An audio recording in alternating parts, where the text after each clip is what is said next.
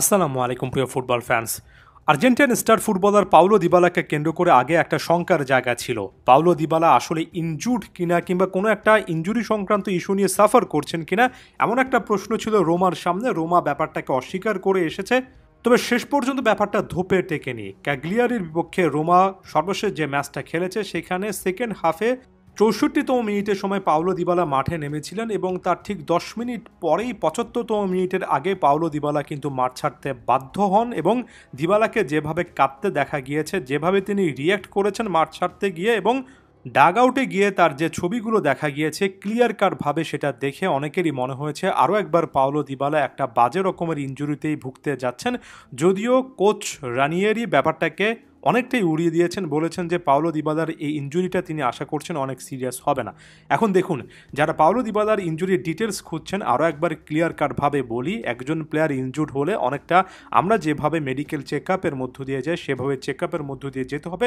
তারপরে বলা যাবে যে পাউলো দিবালার এই ইনজুরির এক্সটেনশনটা আসলে কতটা এবং কতটা প্রবল একটা ইনজুরি পাউলো দিবালা ফেস করবেন। তবে ইনিশিয়াল রিয়াকশন দেখে মনে হয়েছে দিবালা নিজে কিছু না কিছু ফিল করেছেন। এটা একটা মাসল ফ্যাটিক থেকে শুরু করে মাসল ইনজুরি, একটা বড় ইনজুরি হতে পারে। আবার অনেক সময় ইনিশিয়াল রিয়াকশানটা শেষ পর্যন্ত মেডিকেল টেস্টে ভুল বলে প্রমাণিত হয়।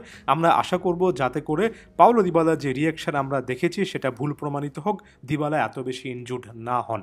এখন বাস্তবতায় ফিরে আসি। আর্জেন্টিনার কনটেক্সটের সামনে উরুগুয়ে এবং ব্রাজিলের বিপক্ষে দুটো কঠিন ম্যাচে পাউলো দিবালার সার্ভিসটুকু স্কালোনির দরকার ছিল বলেই প্রাথমিক দলে ছিলেন। তবে সেটা সম্ভবত মিস হতে যাচ্ছে। ওয়ান্স অ্যাগেন আমি মেডিকেল রিপোর্টগুলোর জন্য অপেক্ষা করব। তবে মোটা দাগে এটা বলা যায় আরও একটা ক্রুশাল এনকাউন্টারের সামনে এসে পাউলো দিবালা ইনজুরি সংক্রান্ত ইস্যুতে ভুগছেন।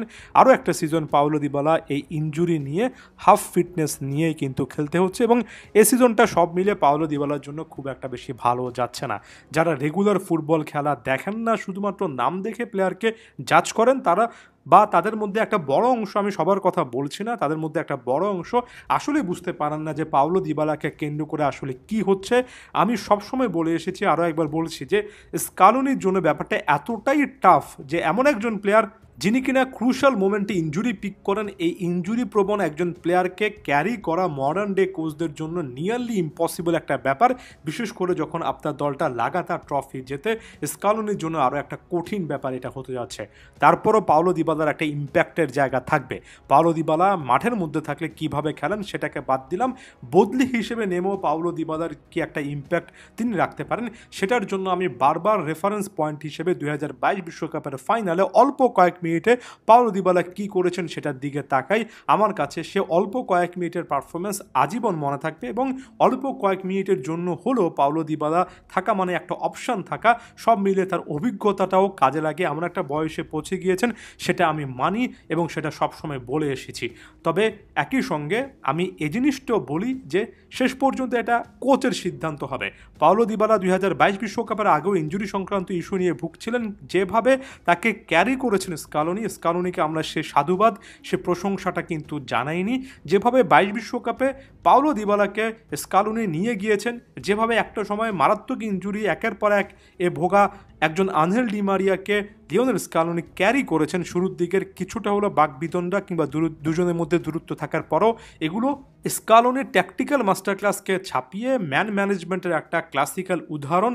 তবে একই সঙ্গে আমি এই জিনিসটাও কিন্তু জানিয়ে রাখি, এখানে স্কালোনির সিদ্ধান্তকে গুরুত্ব দিতে হবে। সামনের দিনগুলোতে হয়তোবা পাউলো দিবালাকে এভাবে স্কালোনি ক্যারি নাও করতে পারেন, কারণ বিকল্প কিন্তু আছে।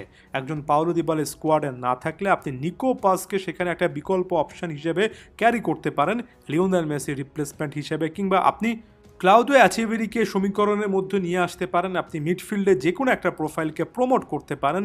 দিবালার সেভাবে একটা বিকল্প আপনি তৈরি করতে পারেন। একেবারে লাইক ফর লাইক প্রোফাইলের কথা বলছি না, ইনজুরি আক্রান্ত বা ঘন ঘন ইনজুরিতে পড়েন এমন রিস্কি একজন প্লেয়ারের পরিবর্তে আপনি মোটামুটি বা ভালো ফিটনেস আছে এমন একজন প্লেয়ারের দিকে, এমন একটা ট্যালেন্টের দিকে যেতে পারেন। যদি কোচ যান তাহলে আমরা আসলে স্কালোনিকে খুব একটা বেশি কি দোষারোপ করতে পারবো। দিবালার ক্ষেত্রে ক্যারিয়ারে আনলাকি মোমেন্ট একটার পর একটা আসছে, ফ্যান হিসেবে আমরাও তো আনলাকি। ধন্যবাদ সবাইকে।